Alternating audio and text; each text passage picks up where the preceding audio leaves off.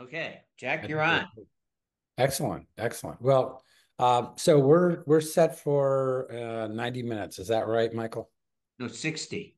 60. Okay. All right. Good, good, good, good. So let me see. Do I have screen sharing properties here? Yes, I do. Okay. All right. So let me tee this up. Um, Tonight is really what what we had planned for tonight is to really do an introduction to all this work. And I'm just thrilled that you're here. And this is kind of momentous, so I don't know what else to say. Let me share my screen and we can get started. Host disabled participant screen sharing. I need the host to able participant screen sharing Let's see. if you're capable of. Try now. Okay. Let's see. Screen share. Yes, indeed. Bingo. Okay. You see it? Okay. Beautiful. Clearly Good. seen. Okay. Thank you. So, um, so this is pretty much the invitation. Okay. The building of a social movement that involves ultimately thousands of people in every state. It's a work that starts with the first 25, then 100 communities. I think Michael, you can talk about what we have so far. While we work at the state level, we want to expand that out. And the rule here is that there's no enemies, only allies. The thing that's really impressed me about this idea of a social movement, and I want to capture this right up front because we've had conversations about it, is that there are two kinds of movements that two kinds of movements that we have available to us. One is the parades and protests and burning things in streets, or writing letters to people who make you feel powerless and so on. It's kind of railing against the machine. So you have that whole social movement, and it's a movement of advocacy, and it's a movement of us versus them. And then you have the social movement that's more like reinventing the whole thing on the ground, from the ground up. And that the B is where we're after. That this movement is a ground movement. It's a ground up movement, which takes a whole different kind of architecture, social architecture, and it also leverages social networks. The other one doesn't. The other one just leverages a lot of marketing and getting the word out and getting people riled up to take activism kinds of actions. Okay, and that's important. So if 100,000 people say we're all going to do that, write letters and protest in the streets, there still has to be 100,000 other people saying we're going to go town by town, zip code by zip code, and reinvent healthcare through the leveraging of the magic of primary care. So that's really the whole idea here. Michael, why don't you fill in? Sure. Well, I'm not sure there is. You captured it nicely. There are lots of people who are good at admiring the problem. Lots of policy wonks who want to use government to make regulations. But we have all noticed together that doing that doesn't change anything. Changing things means changing the reality on the ground, community by community. And we're taking on this quite awesome responsibility to try to make that change happen by building a movement and a culture to make it different. The policy community is going to be a little freaked out because they think the way to fix things is to play around with how healthcare is paid for. We don't think this is about how healthcare is paid for.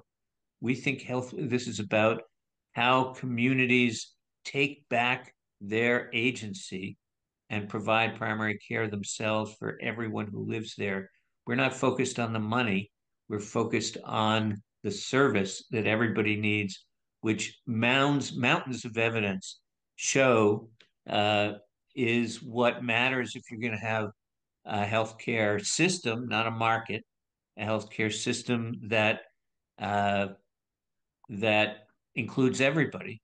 And when you include everybody in primary care, then there's mountains of evidence that shows, uh, you save a whole lot of money and you have way better public health outcomes, and that's where we're trying to get. Yeah, thanks. In a certain way, this is a public health intervention, not a medical intervention. Because this is the only way we get enough boots on the ground to bring evidence-based prevention to everybody who needs it and improve health outcomes. There's no other way to do it. So I want to anecdotally mention, I think this is the first story I heard about the possibilities of this movement. I heard last year. So somewhere out west, it could be Nevada, Arizona, location doesn't matter. But one day there was a conversation between a couple of guys, and one guy owned an apartment building. In fact, he owned several. And he was talking to his friend, and who says, and his friend is obviously an interesting guy, very curious. They were talking about the problems, and he says, I'm losing so much money. It's terrible. I can't keep residents. And his friend wisely asks, why? And he says, because they get sick and they lose their jobs, and then they have to leave. And he says, why are they getting sick? The friend says. And the apartment owner guy says, because they can't get health care. His friend says, you need to meet Dr. So-and-so. So he forms the connection in social network science. It's called closing the triangle. So they close that triangle between the doc and the business owner. And they have a talk. And the business owner says, look, doc, you can come in here. I'll give you a space if you can start a clinic. He says, not only that, but because of the costs of losing the turnover, I'll underwrite everybody's. Well, he said, what is it? What's it going to be? What do you do? It's a subscription model, but not a prescription model or subscription. He said, and the doc gives him this thing so the doc can make a decent, he can make us $200,000, $250,000 a year, right? For him and his family, right? Obviously, he wasn't a young one that just came out of school with $8 million in debt. But he says, yeah, absolutely. So the guy says, are you kidding me? He says, at that rate, and let's say it was like $150 a month, which is actually pretty standard for a charge subscription model. He says, I'll just underwrite the whole damn thing. Everybody gets free health care. I make out, you make out, everybody's fine. And that's what happened. Doc moves in. Nobody's getting hospitalized. Everybody's getting great care. Everybody wins. Okay, that was a small experiment at a local level. And that's the impossible that's possible. When I love telling that story because people say, where in Denmark is that happening? It's like, you're freaking kidding me? No, it's not in Scandinavia. This was in like a red state in the US, for gosh sakes. All right, this is what can happen when no one's looking. when no one can tell us what to do, which is the power of the civic space. That's the power of the civic space. In the civic space, no one can tell anyone else what to do, and no one's going to do anything anyone else is trying to tell them what to do. That's the power. That's the empowerment that doesn't occur if you're trying to work within the system where there's all kind of people down every hall who want to tell somebody what to do and will fire you if you don't. So that's why I'm so excited about the possibility here in the civic space. Anyway, I had to share that. This is the definition, Michael, I think this was actually yours. We're trying to come up with, why don't you go ahead and read through this if you could see my screen and tell us what you think about it.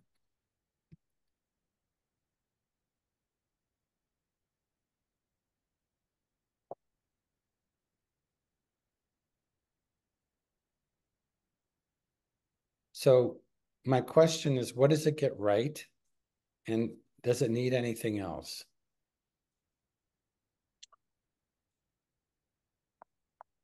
And let me tell you what the use case here, okay? The use case is we're going to show when we train all the facilitators and train all the people involved, we want to give a nice little crisp, this long, a crisp definition so that everybody, regardless of your education background or literacy rates, you can all listen to that and say, yeah, I think I get that. So Margaret, go ahead.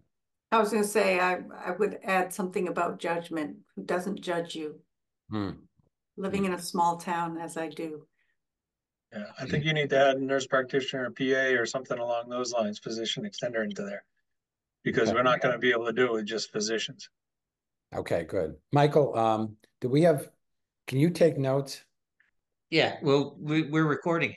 Oh, that's right. Better than taking notes. But I forgot about that. I want to make sure we capture these, and I can't take notes on my shared screen, which I normally do. Yeah. I'll note them down as well. Okay. Yeah, it's all good, right? I was just telling these guys in the previous meeting, I spent the weekend with a friend of mine who's a nurse practitioner, who I didn't even realize was a nurse practitioner because he started, maybe 10 years ago later in life. And he provides ridiculously good care to his panel. And so I'm trying to recruit him to this operation. Yeah. So I would say that my voice is still missing from this definition.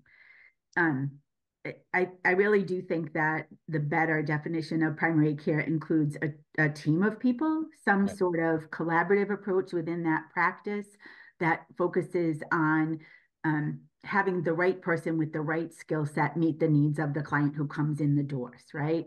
So if we're talking about things like long-term support for chronic disease management, the clinician is probably not the only person or not the person who really should be attending to the needs of this person. There's a gap in primary care that leaves out the highly skilled registered nurse.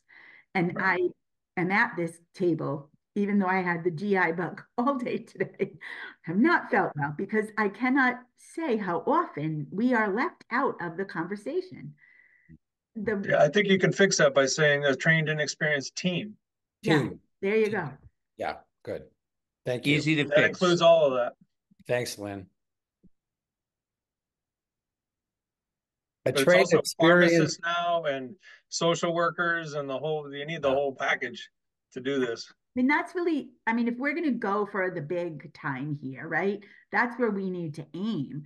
We need not to keep the clinician at the center of this because that does, I think, bring in the how is this care reimbursed model rather than getting the right person with the right skills to do what is needed. And that sort of levels the playing field a little bit about that. Yeah, that's good. Yeah. I do not disagree, but I will say that the definition on the screen hits that note with a lot of people that I talk to about an ideal that they have, which is that family doctor who knows you, that sort of Norman Rockwell version of life. And so, I think shifting people's idea about what is primary care, because actually a lot of people don't really know at all. So, but they have this memory of the family doctor. So. Yeah. Well, it's I think that might be generational. yeah, yeah. But what's It depends on where you grew up. Yeah. that's true. That's very true. Yeah. What's indigenous is that people stay well because of the community and certainly the team. So primary care is having a trained and experienced and non-judgmental team Mhm. who knows and likes you, who so on and so on and so on. So I think we captured a lot of this. I'll just say for our time tonight, if you have other thoughts after 8:30 tonight, if you're on Eastern, if you have other thoughts, send them to Michael and I, and we're going to incorporate that into the definition. The definition might evolve as it gets in front of more eyes and communities. So this is just a placeholder, if you will. So one of the Michael asked me to talk about this. One of the okay, so let me tee this up. Communities, here's the background, a principle. Communities move in the direction of their conversations. And there's the difference between stuck and flourishing communities is the quality of their conversations, nothing else. It has nothing to do with economics or politics or anything. Communities move in the direction of their conversations. In stuck communities, we talk about what's wrong, what we're missing, and who's to blame. Those are the conversations. And we do this for generation after generation. What's wrong? What are we missing? And who's to blame? And so we do needs assessments because something is missing, because something is wrong, because somebody's to blame. All right. The Chicago School Asset-Based Community Building, Community Development, ABCD, they were the ones who really pioneered the idea that asset mapping, not needs assessment, was important because the conversations in the flourishing communities are what would we love to see possible? What do we have? And what can we do with what we have to make the possible possible or make the impossible possible? That's the difference. And so asset map, that's the background. So asset mapping is really, and we're going to do this with every community we're going to go into, every zip code, is have them look at what are the community assets? What are the talent, skills, inside and outside medicine? This is like in general. Like there's a guy with an apartment building with free space, right, for a medical team. Okay, that's an asset, right? There's a guy who wants to partner with a medical team. That's an asset. Program services, storytellers, funders, volunteers. And many of these people are disconnected and they're not engaged and they're isolated. And that's in stuck communities, obviously, because they don't even look at any of this. Stuck communities don't care what's there, right? It just sucks to be you.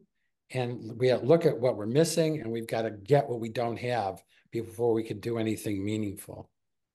So that's so we might come back, depending on time tonight, come back and do some asset mapping work because I know you're all in different communities.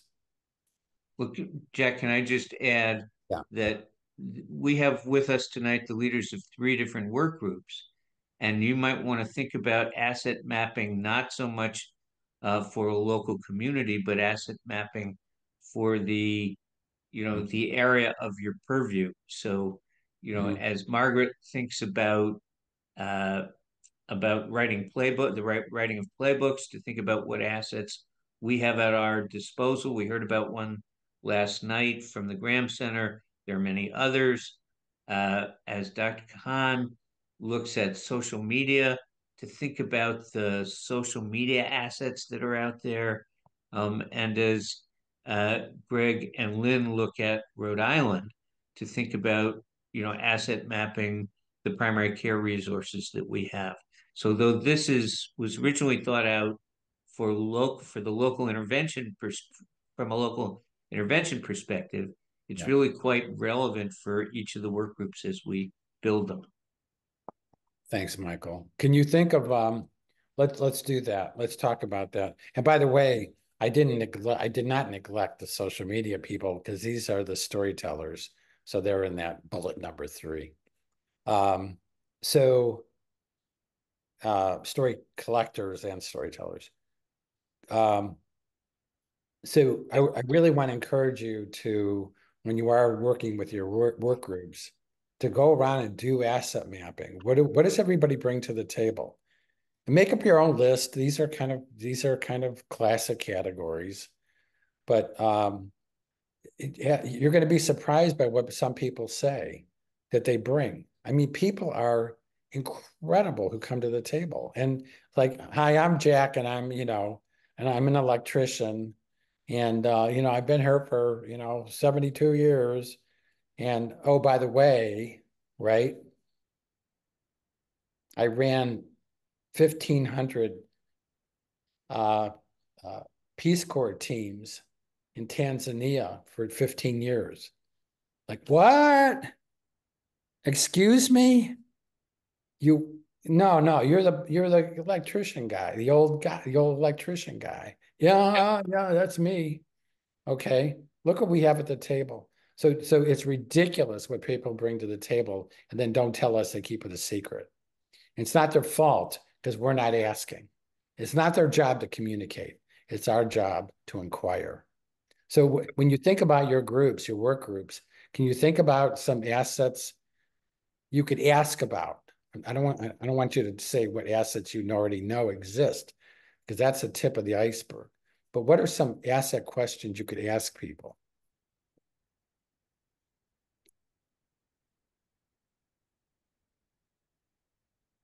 That was a question. Can you think of any?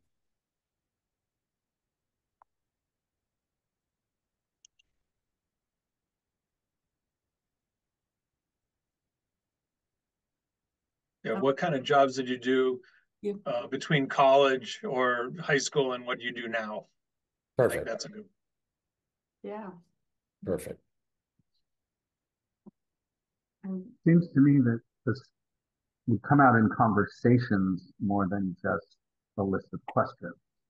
Like the example you gave, nobody would think, has anyone in the room ever worked in the Peace Corps? But if you have a conversation with somebody, like, tell me about your life. Where do you come from? What did you do before this? What do you want to do next? That's when the prizes come out. That's right, Brian. Yeah. So I did give some thought to that before our meeting last night, whether or not I should ask people, what do you think you bring in terms of a skill or, asset? Instead, I asked them,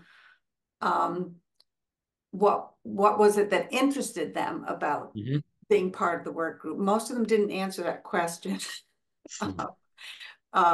Interestingly, so I'm not gonna I don't think I can give you a list of but I also agree with Brian. I will say that I didn't want to ask a lot of that, because I was hoping that through conversation as we met, that stuff would surface. But I think being more intentional about it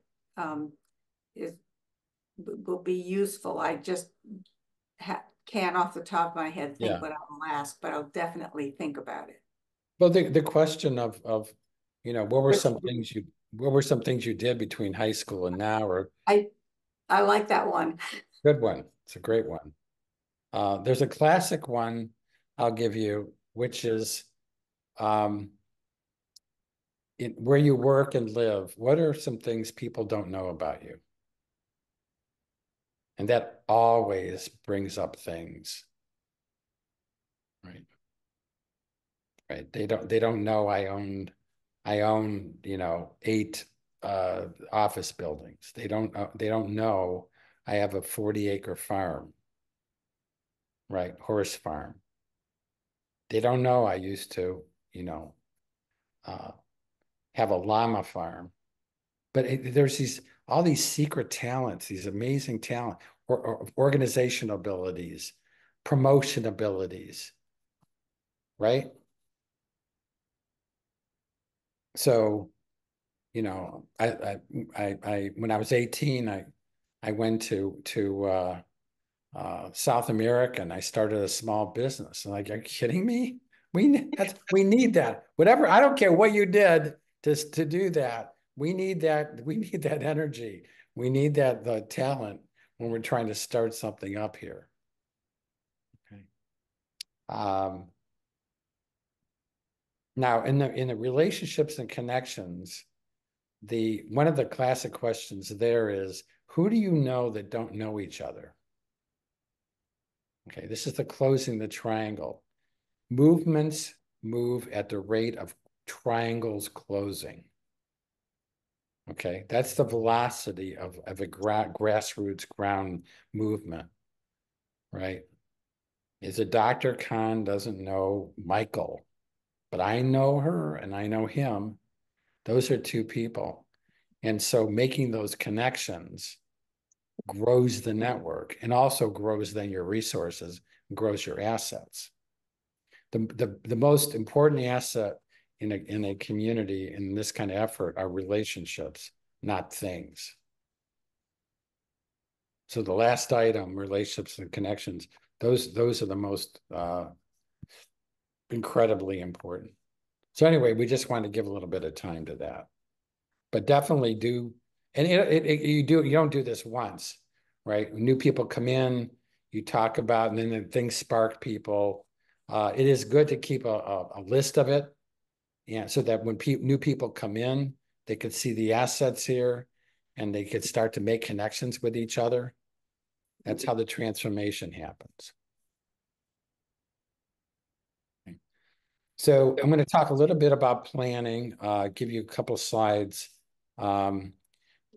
So with your work groups, you're going to move together because you have a plan.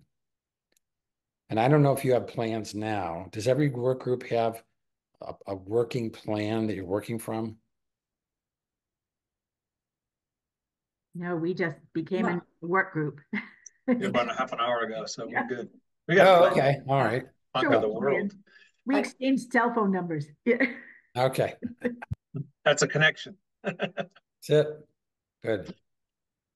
Good. So the social media team has a plan. Social media has a plan? Yes. Okay, good. Good. I have a template. Okay. So here's a model that I've developed called flawless planning.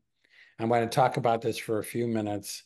The model started about 30 years ago. So it's gone through about 3 iterations. This is the current iteration. And the whole thing is described, and there's workshops, and the book Flawless Planning that just came out in November is on the website called flawlessplanning.org, right? So it's easy to remember, flawlessplanning.org. We could send that to you later as well. But basically, it only takes about an hour to learn it. But I just want to give you the overview tonight. But it's basically 2 things: getting focused and working our questions. This is question-based planning. So getting focused is choosing a scenario that we want to plan. And you want to start by looking at what are different scenarios that could happen here. How many different ways could this go? There's at least one favorable and at least one unfavorable way it could go. And then each scenario, you create a plan for it. So you don't create a plan for one scenario. You want to create a plan for at least 2 scenarios. Scenario composing is defining success. What is success going to look like? So you always do that right off the bat. And then you generate all your questions. What are all the questions we have? You want as many questions as possible. And then you go about answering your questions through action. Okay, so this is question-based planning. So if you give me your plan, what I'm going to see is a timeline of questions you're going to answer.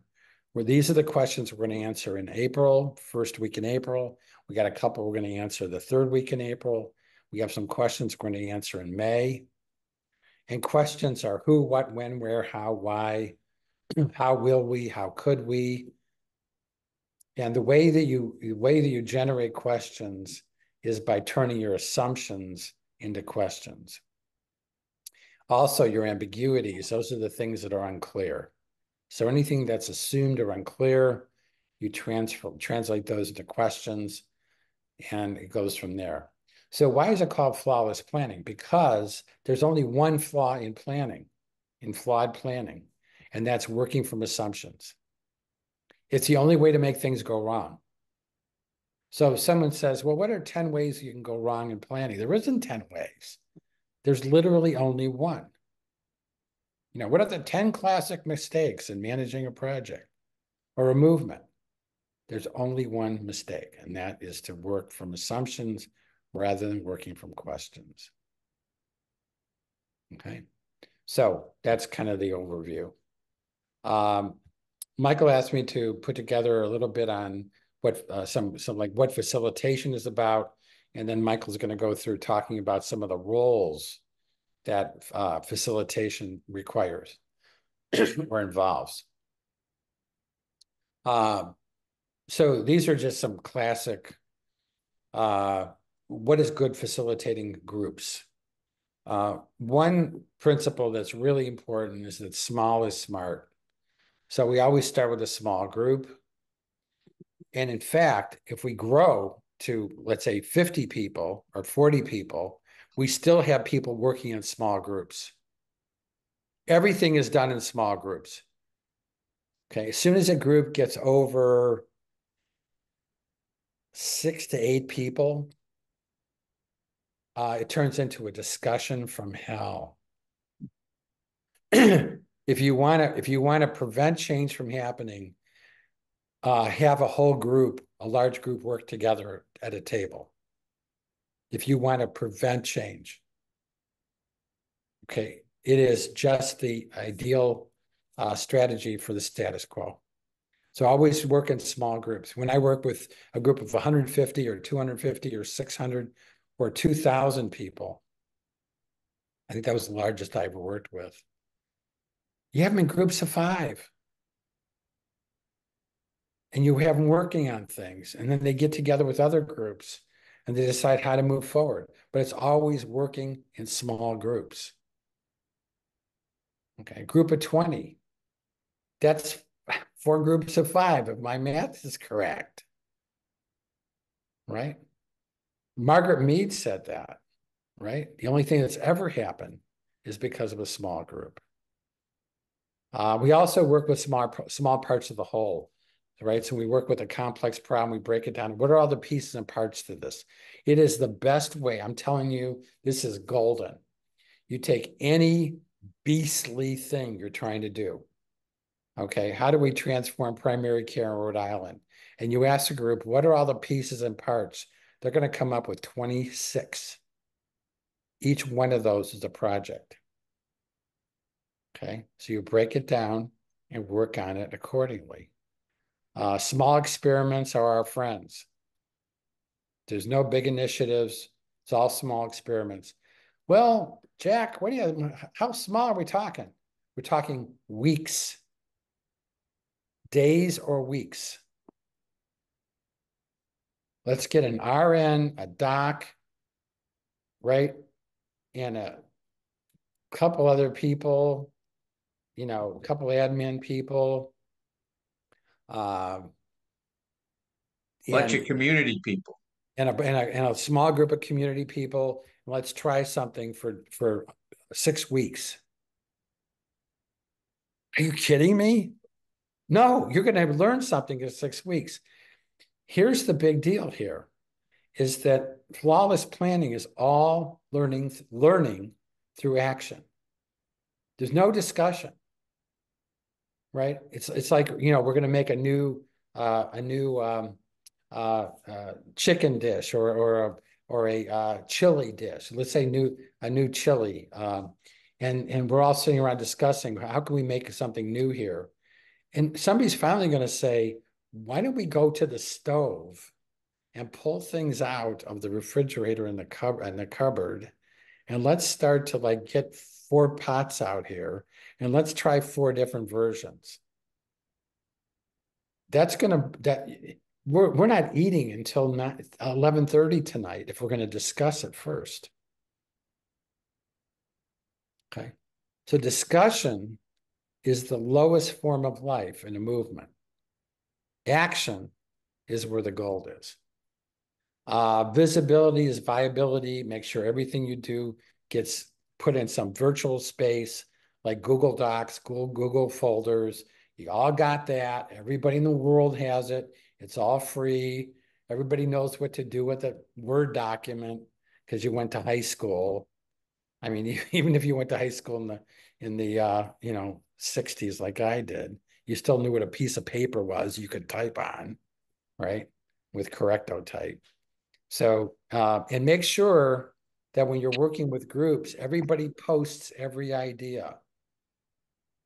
A recorder lowers the group's IQ by 15 points. Having someone take notes. Okay, because my work has been about neuroscience for many, many years. And the neuroscience is our minds don't move unless our hands are moving, which is what every writer and artist and cook knows, that our minds move at the rate of our hands. That's why some of us talk with our hands all the time, because it keeps us thinking. So make sure people are posting everything. I know that sounds weird. It's like, you mean they're writing everything down? Yeah, so it doesn't get lost in the air. Because somebody's going to come in the next week say, hey, I know what to do with that idea. What are you talking about? That one sitting there on the Google Doc. Oh, we almost lost that one. Because the person never even said anything. They just secretly typed it out when no one was looking behind our back. That could be the most important idea we get to. The last thing, these are just some like major tips for facilitation, is to remember that quantity always leads to quality.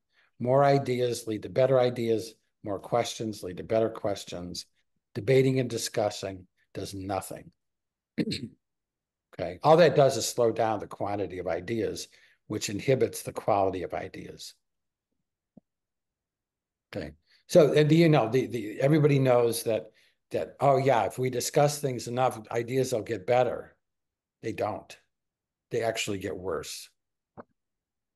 Okay, and so you look at all the political machines, right? The legislatures, the Congress, the Senate, and they discuss things, and we say, how come nothing ever comes out of that? It can't. This is neuroscience. I mean, it's literally impossible. It's like me having a child tonight. In fact, my chances of getting pregnant tonight are higher than any government legislative body that sits around discussing things is going to come out with anything new or anything better. This is neuroscience, okay? It sounds like I'm ranting, like an old man ranting. This is actually science, okay? We like science. So, Michael, you want to take us through the cardinal rules? Sure, and I will be brief. These are ideas that come not from me, actually, but from something called Momentum, which is a social movement incubator outside of Boston that has figured out how to go about building social movements. And so we're going to suggest that every work group use cardinal roles. That means involve a number of people and sort of lay out who's going to do what in these really critical roles, so that the thing moves along. And the first, to pick up something Jack just said, I mean, the first idea is keep documents from every team in a Google Doc that's public, and make public who's in what's role, so people know whose job it is to do what and hold each other accountable. And there are 4 roles that we suggest each work team develop. One is a coordinator role, the person who holds people accountable to projects and deadlines, timetables, schedules, and goals. The person who I think of the coordinator role as the person in charge of nudging. So if somebody isn't there yet, sending them a little text, just keeping in that person's brain what's supposed to be happening and nudge until they get there. Then there's the facilitator role, the person who schedules meetings and makes sure that everybody are included in a discussion and figures out how you're going to do conflict resolution inside a work group. Somebody's got to guide, not everybody's going to agree, and somebody's got to guide how you sort that out, whether you bracket the discussion and put it aside, the thing that's causing the conflict, or whether you decide to have different people working on it in different ways. Next slide, please. Who work toward and that facilitator works toward what's called emotional containment and strategic alignment within the larger group, keeping people on board, making sure they feel heard, and then also making sure that the work group is aligned with what's going on in the larger group.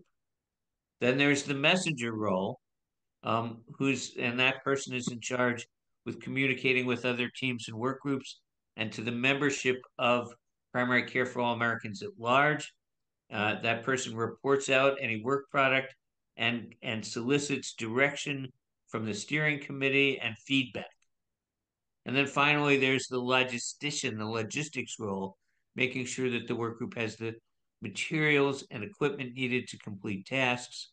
That's the person who would approach somebody from the steering committee to say, look, we really need this kind of support or that kind of support, because our sense of primary care for all Americans is that our job is to give work groups the support they need to get the critical jobs done that they need to get done. And that's it. Back to you, Jack. Thanks, Michael. We have time. Thoughts, questions, and do you need anything? What do you need help with? Anything you need help with? Oh, we're gonna get copies of these slides or this thing? Yeah. Yeah. Excellent. I have a question about the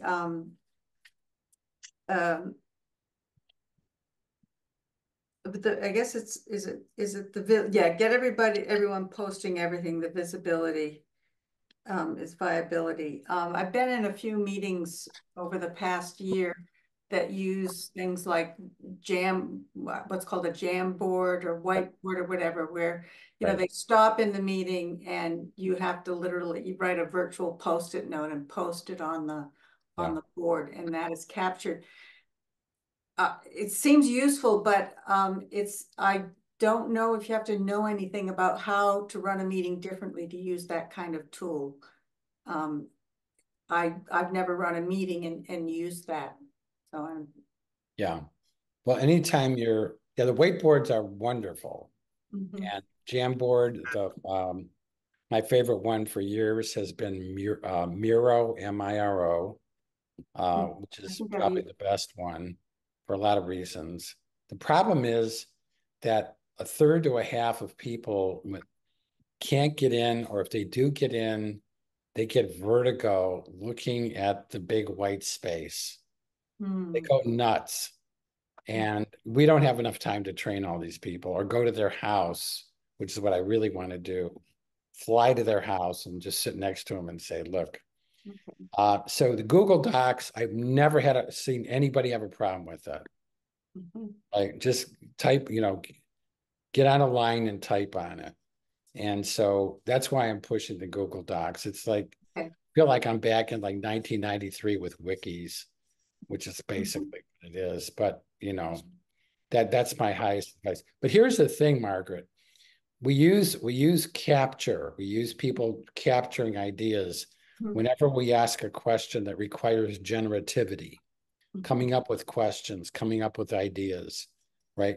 Identifying their assumptions or what's unclear, or assets, right? What are your assets? Anytime you're asking a whole group to have a quote unquote group, talk, like everyone's going to talk about something, it needs to go on the whiteboard. Now, the rule, Margaret, is that I didn't mention, but you're into the nuance, is that everything you type, you have to say out loud, and everything you say out loud, you have to type. Okay. You have to get people's voices in the room, right? So that listening can occur. But you also, it's beautiful so here's what happens. In the first 2 minutes, all the extroverts talk and don't type at all. So you have to give them a little bit of a whack on the side of their head. And after about a minute or two, you say, okay, if you said anything, it's got to be typed down. And they're like, what? Oh, yeah, okay. And then the introverts are typing away while the extroverts are going on. And not listening. Oh, they're totally not listening because they're introverts. They want to reflect, right? They can't just go blah, blah, blah. They don't think through talking, right? They think through thinking. And so after those 2 minutes, you say to the introverts, you don't actually address them as introverts as such, but you say, listen, if you wrote things down, but you didn't say them out loud, now you have to say them out loud, right? And that gets every voice in the room. I can get 600 people in a room tonight, and gets all 600 talking and listening. Not 599. I can get everyone if they follow those 2 rules.